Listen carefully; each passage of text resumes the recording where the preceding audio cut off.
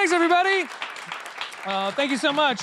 Welcome to Build. I'm your host, Ricky Camilleri, and you know, it's been 22 years since The Big Lebowski, but Jesus Quintana is back in John Turturro's hilarious, very sexual send-up, The Jesus Rolls. Joining me now, we have the writer, director, star, John Turturro, and the great Susan Sarandon. Let's hear it.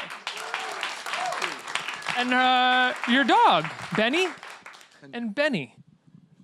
Penny, excuse me. Miss Puppy, if you want to follow her on Miss Penny Puppy, I am so sorry for the mistake on the name there.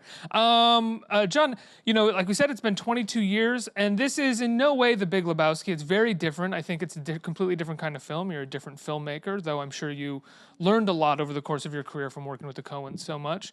Right. But what attracted you to doing Jesus again and doing him in this story? Well, originally I had played a character in a play on stage that kind of inspired, I think 9 years before I did The Big Lebowski.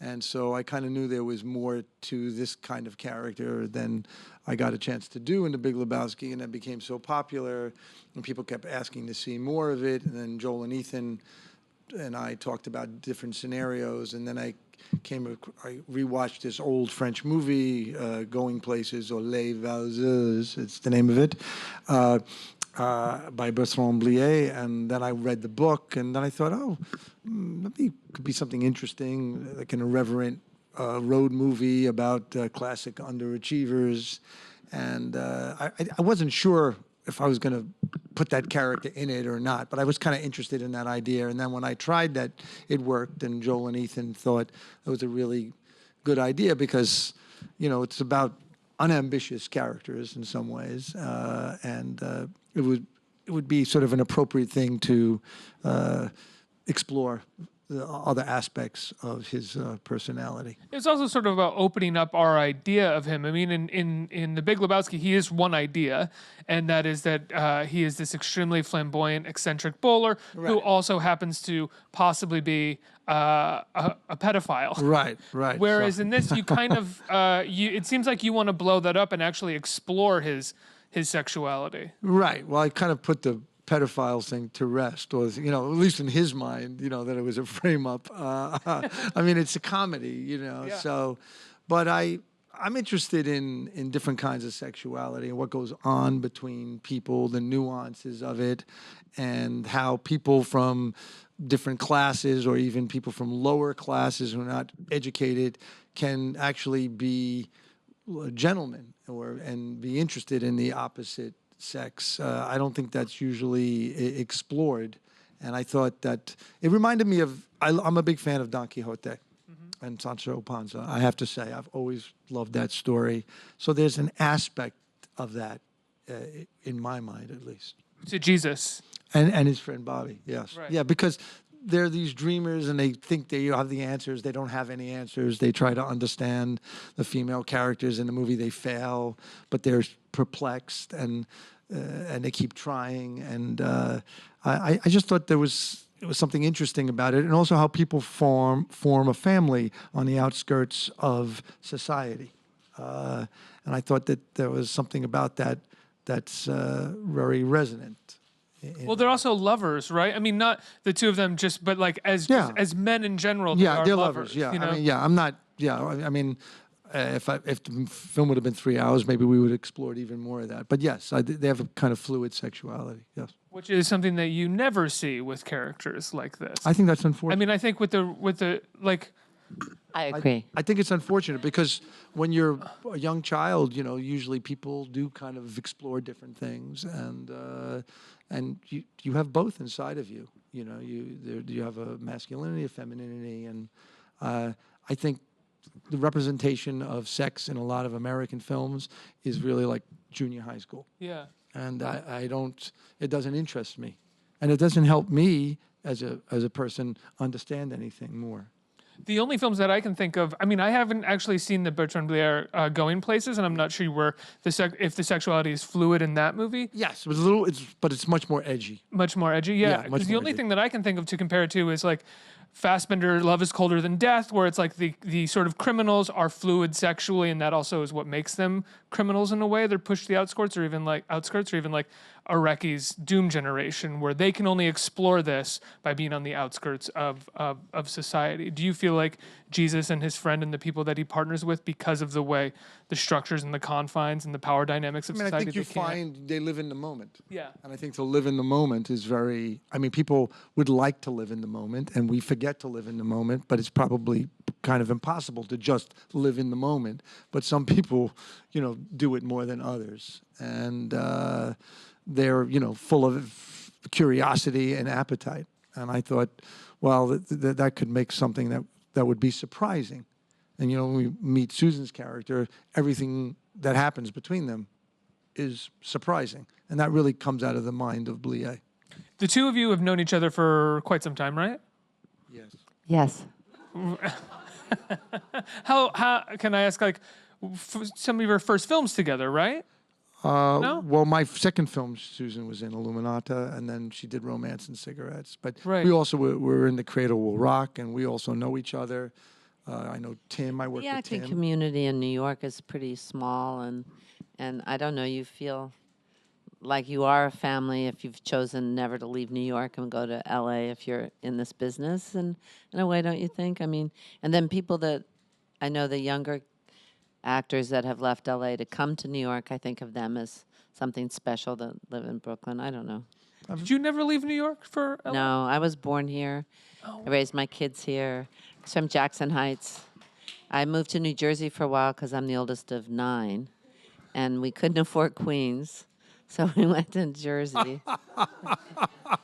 And then after college, I came back. But my kids all were raised downtown, and I have one son now in Clinton Hill, and one in LA and one in Connecticut.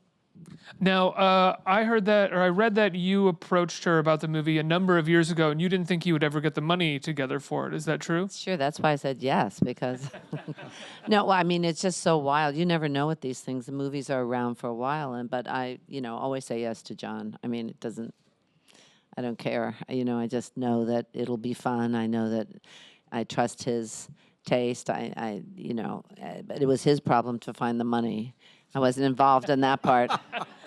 So I was just like, yeah, okay, let's do it. And then we did a reading, and then many years passed, it seemed like. And then it got pulled together, much to my surprise. And, it was really fun. And I was happy to be part of it. Susan is someone, I've always, I admired before I was, Don't say when you were a child. making a living doing it, because she had made, certain films that I, really loved.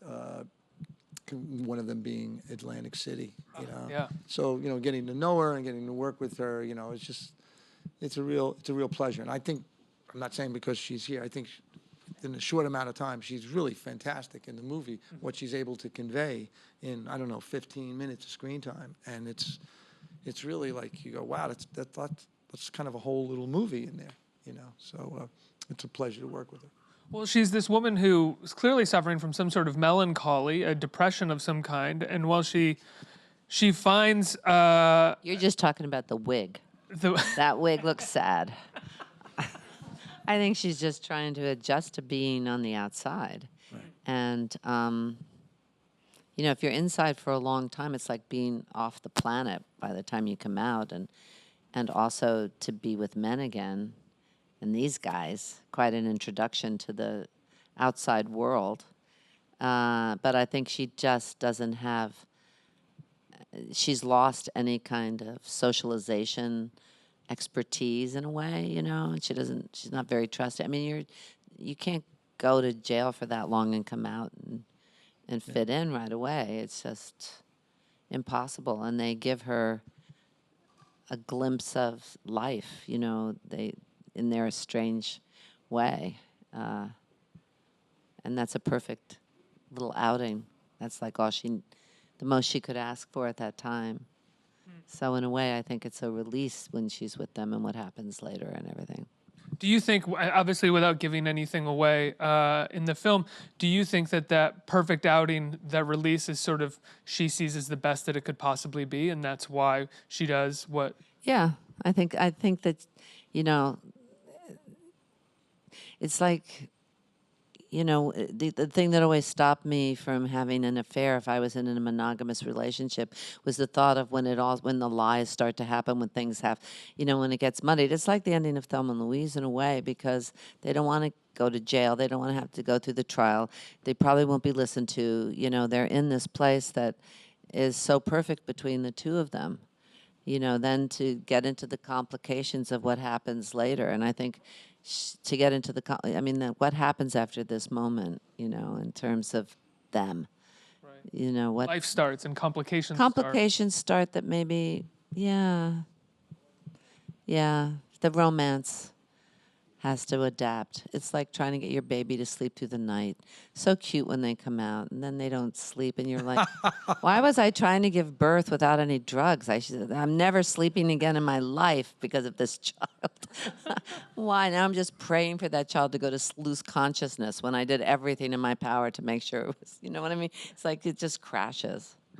John, how much do you have to love playing Jesus, I'd imagine. Yeah, I mean, I think I was the character I could put in almost any situation. I mean, it's actually inspired by a real person. I mean, certain aspects of the character.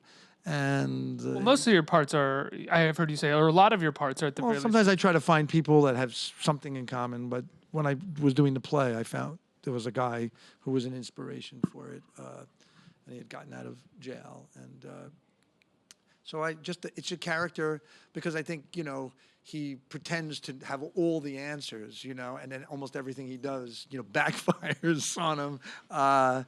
There's Pure confidence with like very little underneath. Yeah, and he thinks he goes into these situations deeply, but he doesn't really think it through a lot of the times.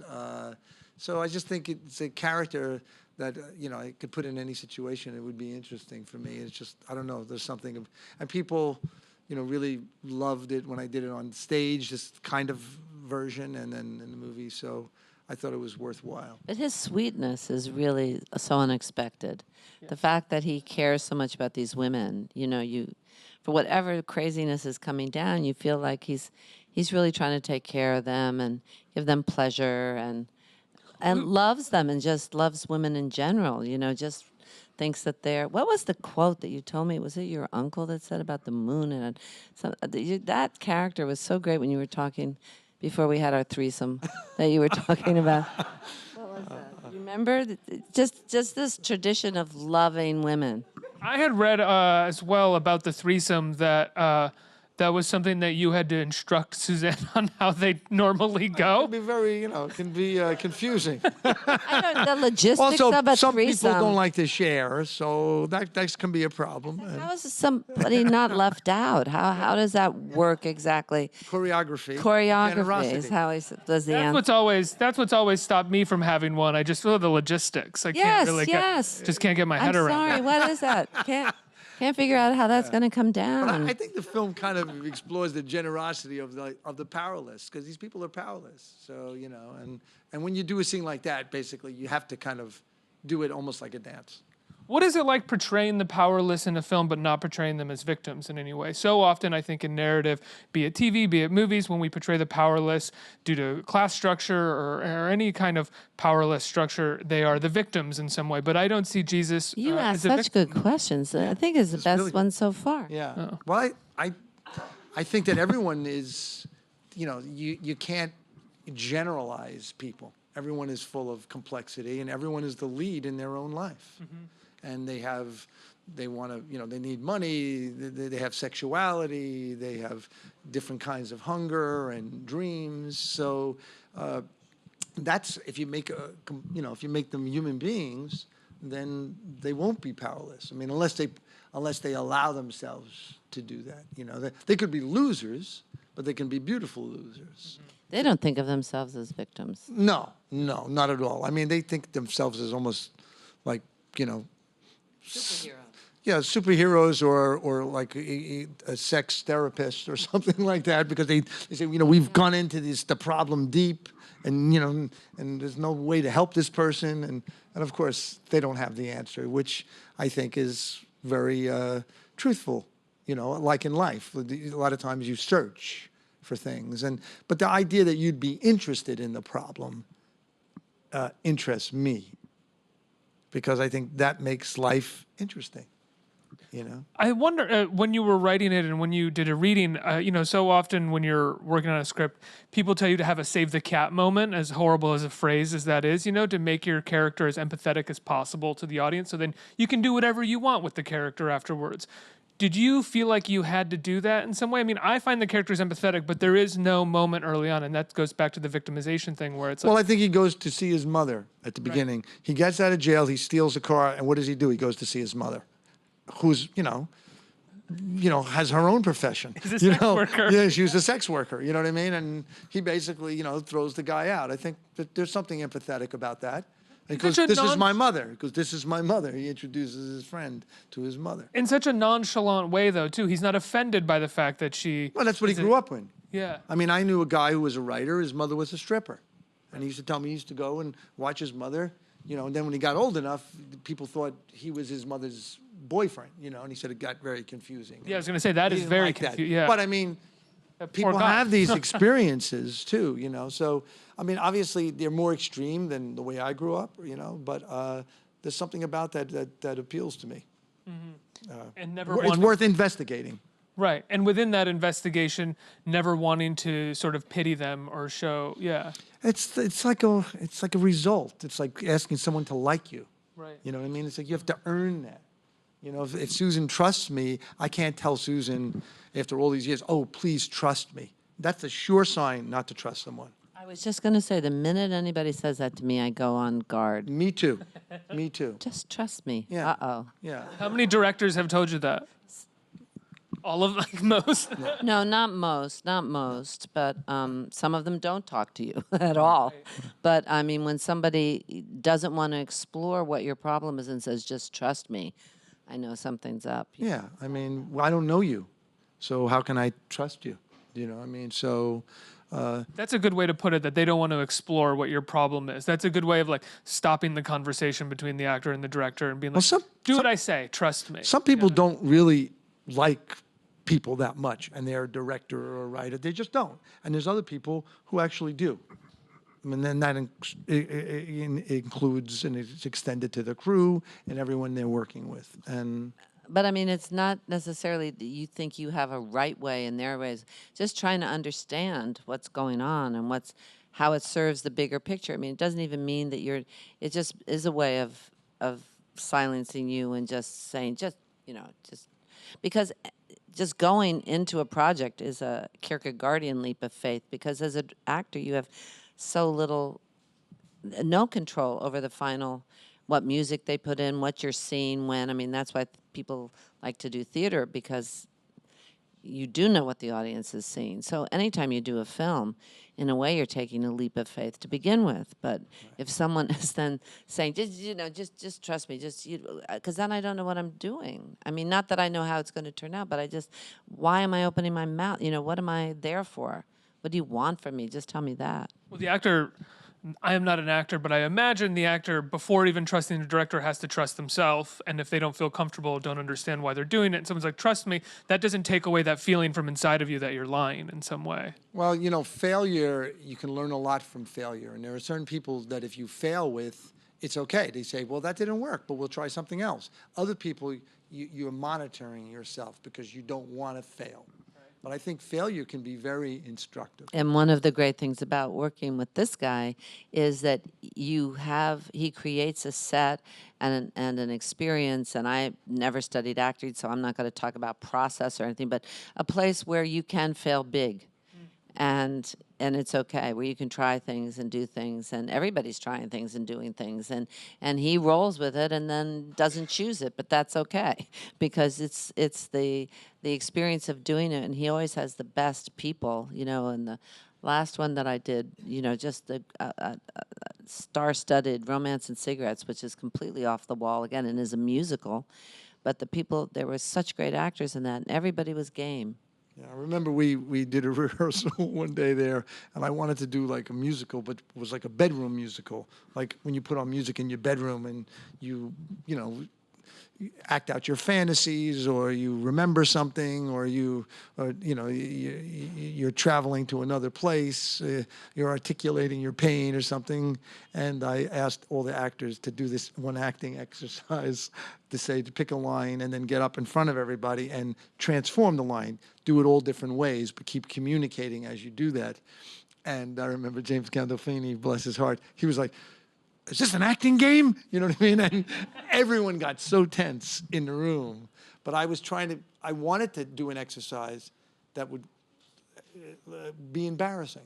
So let people embarrass themselves. And then after that, they wouldn't be so embarrassed to get up and sing and dance. And they weren't, professional singers and dancers. Did James end up doing it? He did do it, but he wouldn't start.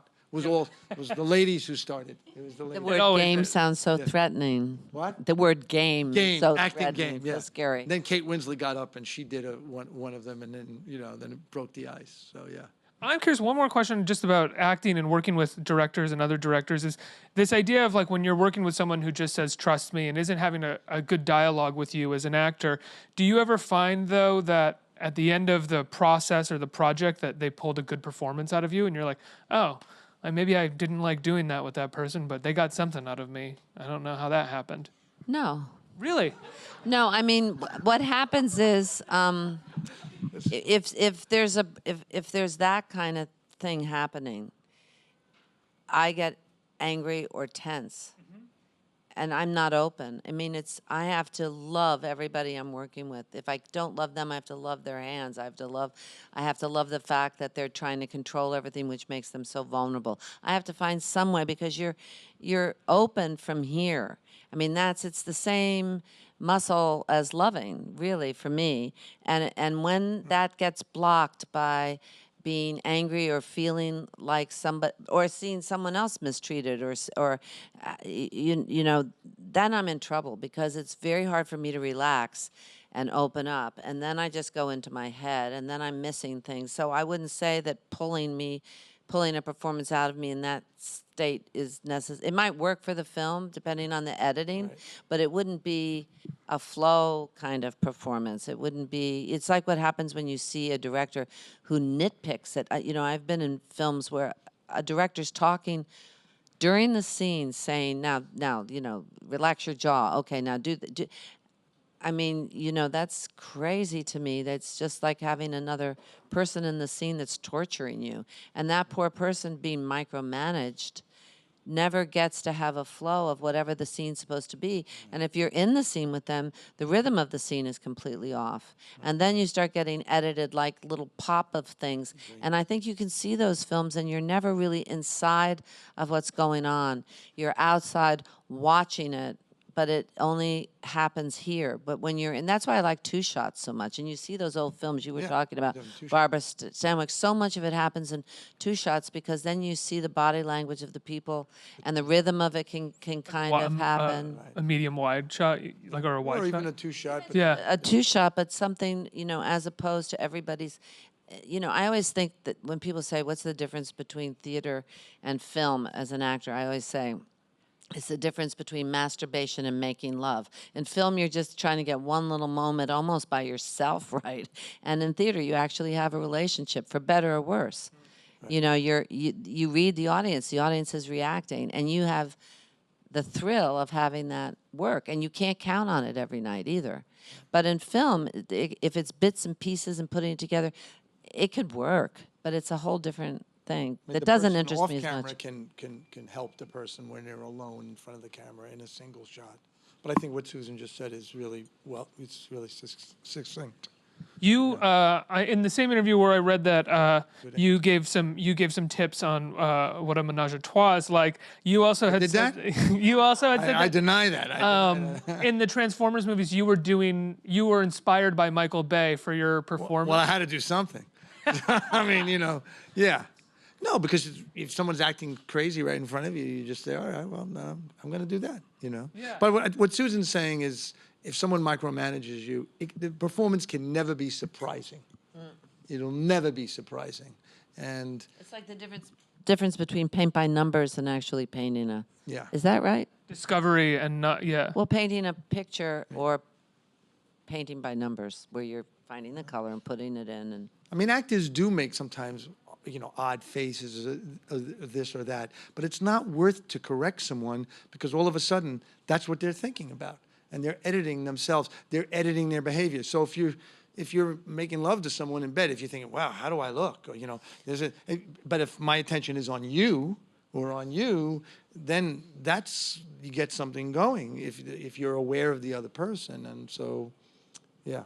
I mean, I personally love when an actor makes a strange face in a scene and it feels spontaneous or strange. Like, that's when you lean in and go, what is this person doing? Right. What is this movie doing? It seems to be operating on a different Right. playing field than everything else that I watch. When you work with someone like the Coen brothers, they're known to be wildly specific and everything is by the book, yet they get these performances that still feel spontaneous. Yeah, they do all their work, and they want you to surprise them too. So there's room for surprise. You don't have to improvise to surprise someone, but you can improvise the how. It's how you do it. licking the bowling ball was an improvisation. Yeah, that's all improvisation. That's all. Was it really? Yeah, that was me just trying to make a lot of things I did in that movie was just to make them laugh, because when you're little kids, you say, okay, well, we're going to play together, and then you do things, to make the other person laugh or to surprise them, and they would die laughing.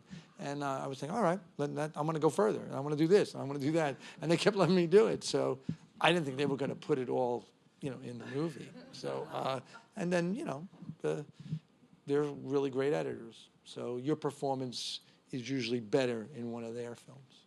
The tone of Jesus Rolls is wild. It's so slapstick at times and goofy, and allows all of the actors, I think especially someone like Audrey Tautou, to just sort of go as maximum as possible with the performance. Right. What made you allow yourself to do that, or know that the movie would work if you to do Well, that? I love them when people do that. Yeah. I love to be surprised.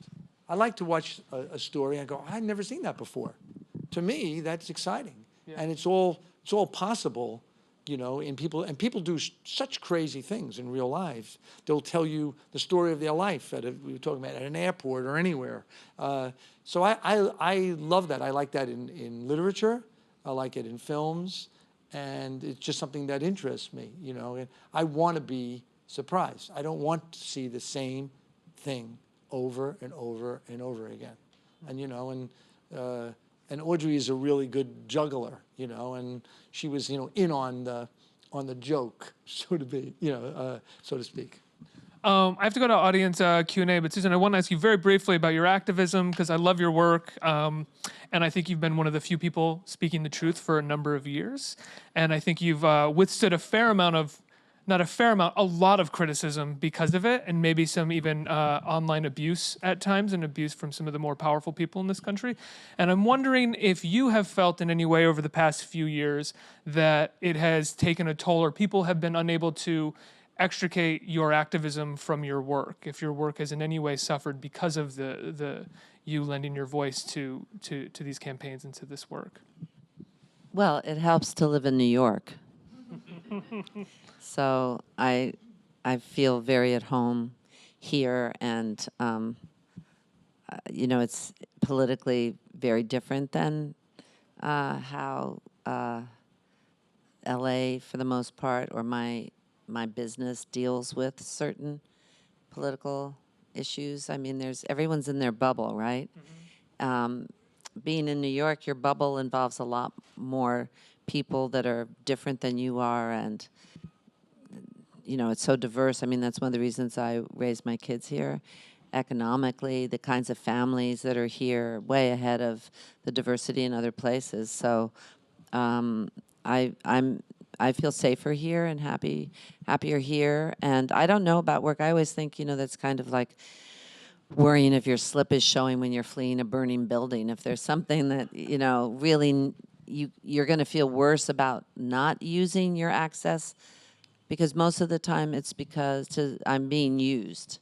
to draw attention to people that don't have a voice. If I'm arrested because to protest the separation of women and mothers at the border with their children, then I know that it stands a better chance for that issue to be discussed. If there's misconceptions about Bernie Sanders and I'm out on the road, I can talk to people and explain his policies, and I have access to things that, or any group that doesn't have a voice, and I think that's kind of our job, is to look out for other people. And when I went to Lesbos, for instance, those stories for those people were not being represented at all at that time. Trump was talking about them as if they were terrorists. So I just thought, I've got to find out who really they are. Why did they come? What jobs did they leave? Where are they going? And that's all I asked. I went by myself. And so I was able to come back, in certain places like The View or whatever would show the film or the stuff that I take, and not really film, just stuff on my phone. And I think that it maybe helped them rebrand a little bit, because they had such a bad rep, and just kind of opened the door. So that's, I'm not good at making big political speeches, or I don't want to be in charge of anything. I don't want to run for office. But if I can get people information that they're not getting, like one of the earliest ones was AIDS, and that was just like nobody was taught. Nobody knew what was going on, And when they did present it, it was in such a scary, horrible way. So, in New York, being part of the theater community too, was so hard hit. Yeah. So, to get out there, and the New York Times wouldn't even cover demonstrations or ACT UP or anything. So sometimes if there's somebody that can be there, that they can talk about, then that helps them do their job as journalists. So I'm just like a little light that shines light on things that aren't getting light on, but I'm not a leader or somebody that's going to really be effective that way. Susan's always been, spoken out. I mean, always. She's always been the same person for whatever causes and whatever people she wants to speak out for. And, sometimes there are people who are like that, but then in their own, personal lives, they may be very different than that. But she's the kind of person, and I can just say it as a friend, all the people she supports, she'll share that with you, say, hey, think about this or whatever. She doesn't force that on you. And she's a kind of person, if you have a problem, a medical problem, like one of the first people I would call would be Susan. And I have. And she's a really rare person that way, and people are complex people. And so that she speaks her mind and doesn't think about the repercussions of that, it's a great and freeing thing. And I've seen her interact with all kinds of people, and she's just one of those people who cares about others, and that's a big deal. Yeah, absolutely. A few questions from the audience. There we go.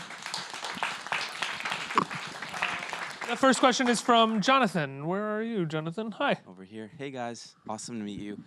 Susan, when I was younger, Enchanted, we would watch that every Friday night. So this is really cool to see you. So we just, wrapped, the 48-hour film competition at NYU. And it got me thinking a lot about, collaboration and how collaboration has been a huge part of both of your careers. And I was wondering, do you have any theories on collaboration or any tips on finding that, magical partnership that both of you guys have, whether it's, with the Coen brothers or with each other? Any tips for that? I think that, well, you asked Susan, so I feel like I'm her lawyer. As her lawyer, I will, as a defense lawyer. Let's collaborate on this, John, and you start. I think there are people that whether it's actors like Susan or Chris Walken, or directors like Spike Lee or the Coen brothers, and other people who I would have loved to have a return engagement with. It's you look for people you can connect with. And sometimes I'll see a film, like a tiny little film, and I'll write to the director and I'll say, I really love that. And they'll be really appreciative, and then maybe I'll have a cup of coffee with them, and then you realize, okay, maybe we have something in common besides trying to get a job. You know what I mean? So it's just how you connect with people, and but it is a lovely thing to have some continuity in a business that a lot of times you're just having these, single encounters.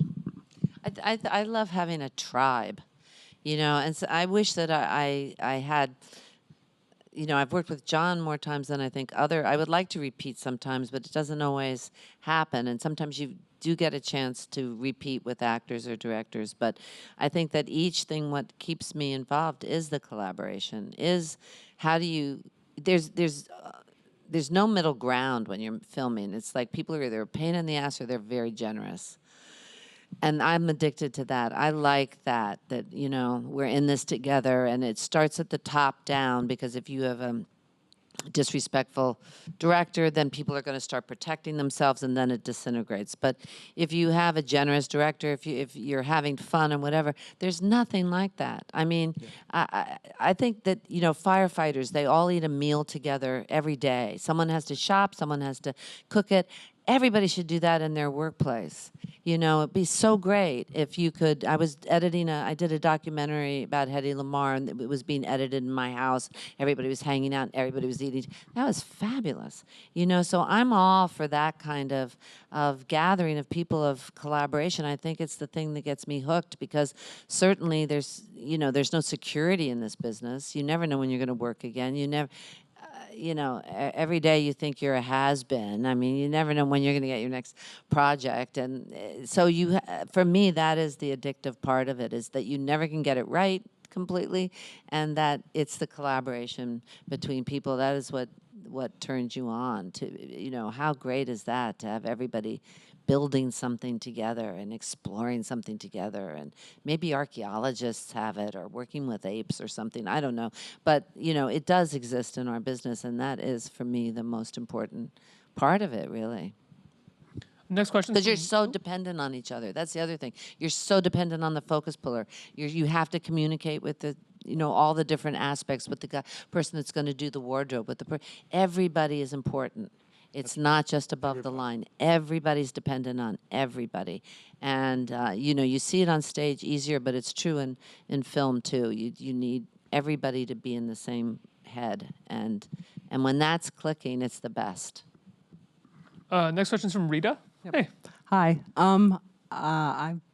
First of all, I loved Romance and Cigarettes, so I'm glad to see many of the actors are together again.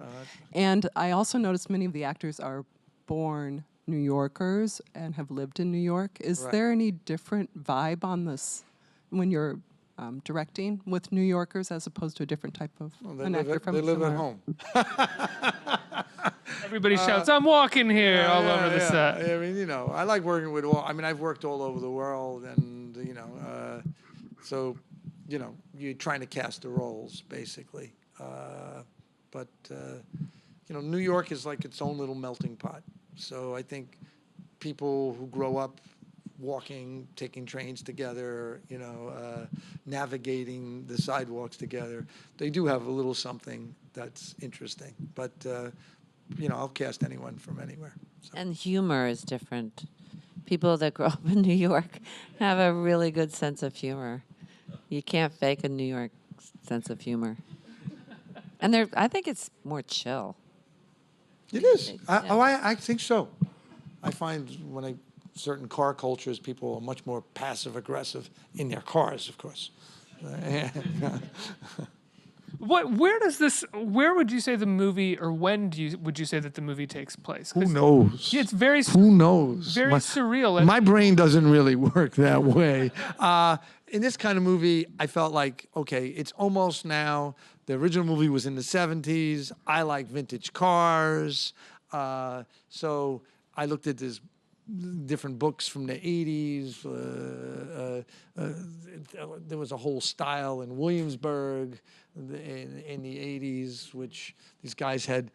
The Puerto Rican guys wore these kind of almost Zorro hats, which were kind of inspired by the Jewish Orthodox community, or the Hasids.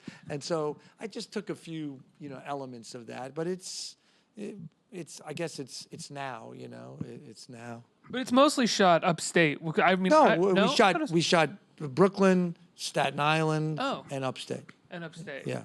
Because I recognize certain locations, but they looked completely different than how I normally see them. We had a great production designer, Lester Cohen, and we tried to make it look a little, different. And then we have a color palette that we base on, lots of pinks, lots of purple, so,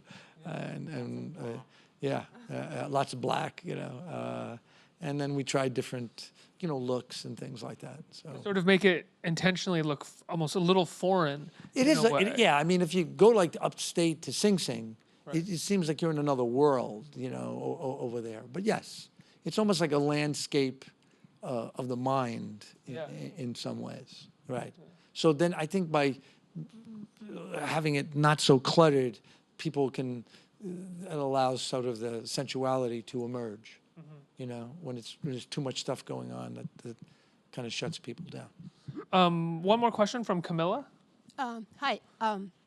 From all the projects you work on up till now, which one made the biggest impact on your life and career, and why? You talking to me? Both of you. Both of us? Yeah. That was very New York of you. Yeah. Well, I'd say there were two.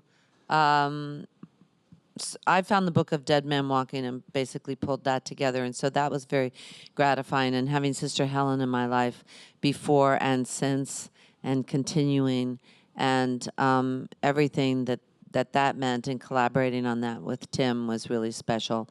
And then the other one would probably be Bull Durham because that was the first really great part that I got that I wasn't overqualified for, that really was a really three-dimensional person. And of course, I had 2 kids as a result of that movie. So that, what can I say? So I'd say probably those 2. Yeah. Did you ever show Bull Durham to your kids and say, "This is how you got here"?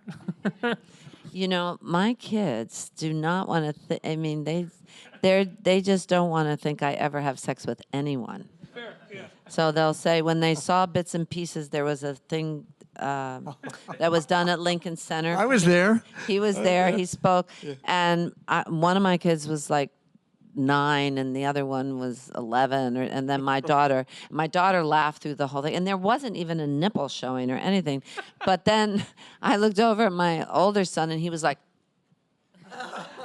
and then my younger son, I said, well, what did you think, Miles? He said, I thought it was great, Mom, but scarring.